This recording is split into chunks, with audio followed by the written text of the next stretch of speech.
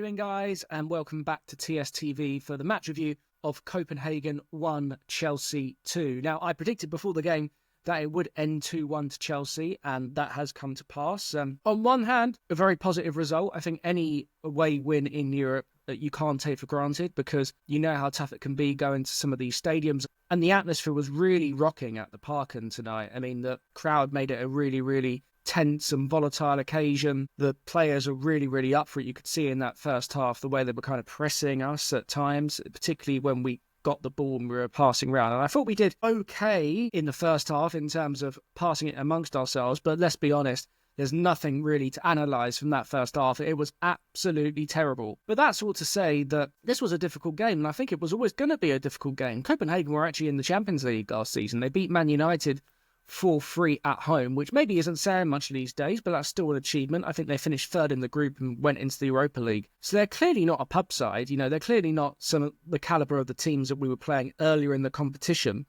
And, you know, given the atmosphere, given the fact that they are in a relatively competitive league and they are regulars in Europe and in the latter stages of competitions in Europe, that it was never going to be an easy game. So to come away with a 2-1 win is very creditable. I'm not going to criticise the result too much.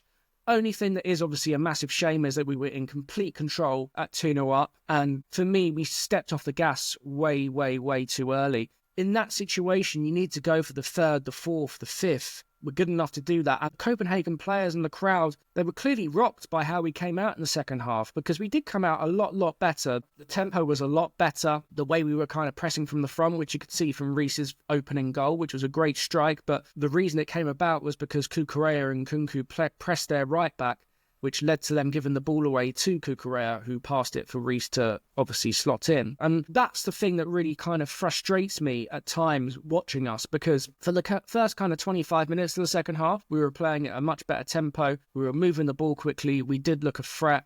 I think Cole had a really good shot that was very close, and there were a couple of other really good moments where we got in some good positions. But then we went 2-0 up, and then it just kind of petered out, really. We sat off. We weren't looking to really go after that third goal.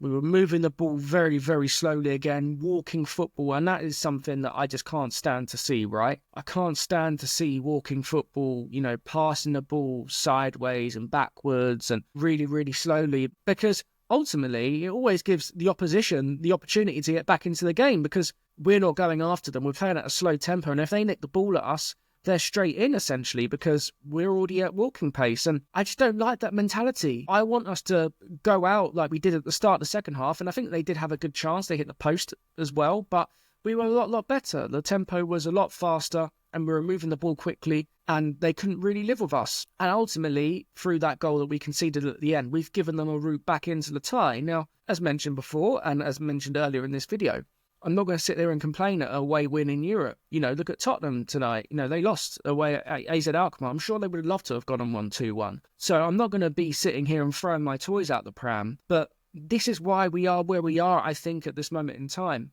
We don't kill teams off. We give teams a chance. We give them the opportunity. And obviously in recent weeks, we've been taking the lead in games and giving leads up and dropping points from winning positions. That's not happened tonight. But the trend carries on where we let teams off the hook. And next week, we should win the game. We should win the tie.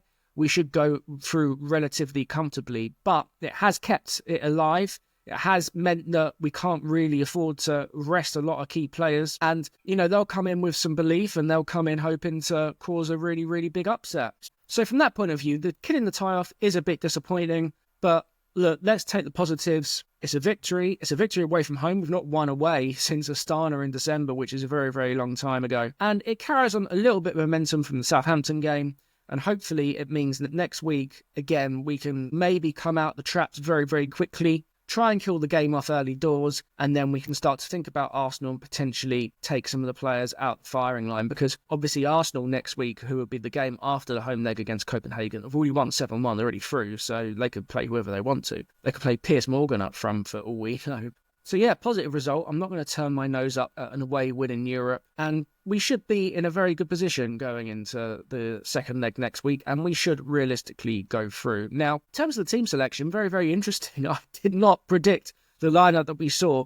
Now, it was a real mix, wasn't it, between kind of experience and then a couple of youth players. You can't really call Tyreek George a youth player these days because he's getting meaningful first team minutes. But to see Shimwaka start was an absolutely massive surprise. I didn't see that coming, really. And I also didn't see Cole Palmer starting coming either. And I felt very, very sorry for Shimwaka. The first half, as mentioned, was absolutely dreadful from both teams. It was boring. It was slow.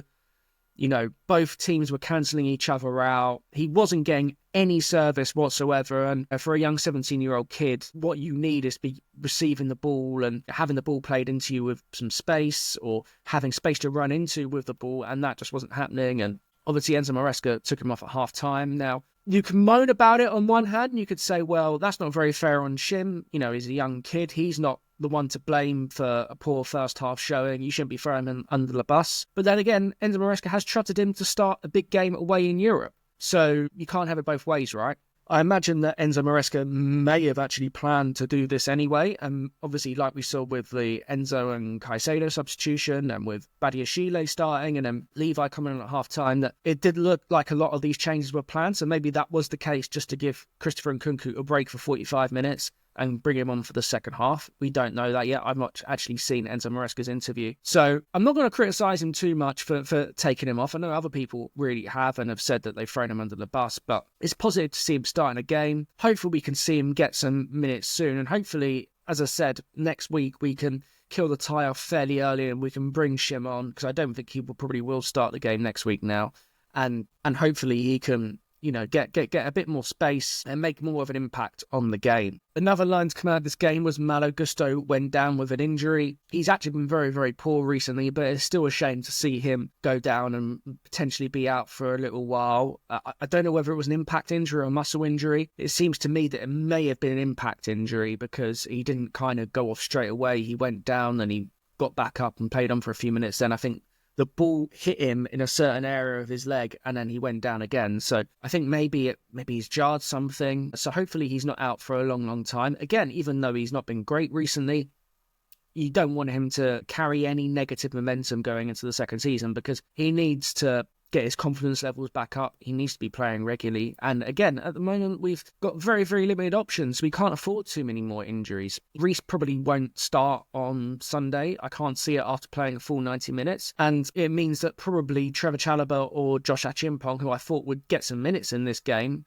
will have to play, because I can't see Reece playing another 90 minutes. And maybe Malo's fine. Maybe it is just an impact injury, but I wouldn't be shocked to see him not start on Sunday. Another real big positive from the game was Tyreek George. Now, I'm a really, really big fan of Tyreek. I really like the way he goes about his business. He works very, very hard. He was asked to play a really unfamiliar role in the second half, where he was being asked to be like a false nine, like Firmino type player. So not an out-and-out striker, but dropping in and helping the midfield, but also helping to stretch the play. And I thought he pressed really, really well. He worked very, very hard, and he didn't get a lot of time and space in the ball, but the one time he did, he showed a bit of quality and set up Enzo Fernandez for a really good second goal. And yeah, he just continues to impress. And look, he's a young player. He's going to make mistakes. He's going to have good games. He's going to have bad games. He's going to have moments where he's in the team regularly. He's going to have times where maybe he isn't playing regularly.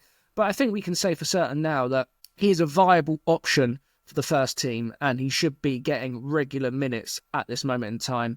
Obviously, particularly with Mykhailo Mudrik's situation, we don't know when he's going to be back. And let's be honest, is he doing any worse at this moment in time than Jadon Sancho? No, he's definitely not. So I'd love to see Tyreek get more minutes. I'd love to see him start on Sunday, personally. I think he deserves to. I don't think he will. I think it will be, tried and tested front four of Sanchez, Nkunku, Neto and Palmer. Tried and tested. I don't know whether that's the right phrase to use in reference to those four, but it'll be a more familiar lineup. And then Tyreek will probably start next week. He's really doing well, and I really like his work ethic. I'm a big fan of his. And look, let's not put too much pressure on him. Let's not say he's going to be the next, I don't know, Cole Palmer or Lionel Messi or Bukayo Saka, or I'm just trying to think of young players off the top of my head here that have come in and made an impact immediately. But let's give him time to grow and develop into the team. And I think he could be a really, really good option for us going forward. So yeah, I mean, positive result. Positive performance in the second half, not so much in the first half. I thought that even after we conceded a very, very poor goal from a set piece, that we did actually manage the game pretty well from there on in. We got a few free kicks and we didn't really let them get any other chances or, any other kind of opportunities to score, within the 6-yard box. I don't even think they probably had a shot after that. I think they might have had one corner. And yeah, so I thought we managed that situation pretty well, where in previous weeks or previous years, maybe we wouldn't have. Yeah, I mean, the only thing I would say about that final 10 minutes, the referee completely lost the plot. I mean, my goodness, I don't know what was going on there. He was actually doing okay for most of the game, and then all of a sudden just started dishing out yellow cards and giving free kicks that weren't free kicks, and you're gesticulating and running around like a headless chicken. It was very, very odd. So I don't know what happened to him in the last 15, 20 minutes, but yeah, I mean, I think apart from that, we managed it fairly well. I think you could see from the way we were not trying to go for that kind of third goal once it went to 2-1, that we were happy with the result and happy to go back to Stamford Bridge next week. And I kind of understand that at 2-1 because you don't want them to get back to 2-2 and all of a sudden it's a completely different kettle of fish. But at 2-0, I would have liked us to have kept our foot on the accelerator and try and go for that third and fourth goal, because it would have meant that next week would have been far more straightforward. Look, there we are. It's a win. It's, well, I was about to say 3 points. It's not 3 points, but it's a foot into the quarterfinals. And look, we can't complain at that. That is it for the match review. A positive scoreline, a positive result to take home next week, and hopefully get through to the quarterfinal. And my prediction was right for the first time, I believe. So yeah, very, very pleased with that. Thanks for joining. Please like and subscribe and comment below, and I'll see you all very soon.